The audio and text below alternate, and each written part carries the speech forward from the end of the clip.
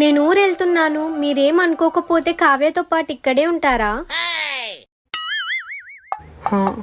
అది పర్లేదులేండి, మీకు ఇబ్బంది అయితే కావ్య హాస్టల్లో ఉంటుంది.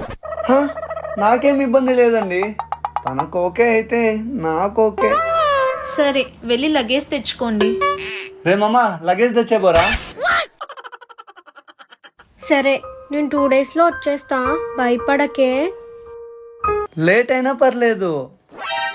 అదే లేట్ అయినా పర్లేదు, కావ్యాన్ని నేను జాగ్రత్తగా చూసుకుంటా అని చెప్తున్నా. నీకు కళ్ళు లేవుగా, ఎలా చూసుకుంటావు? హా?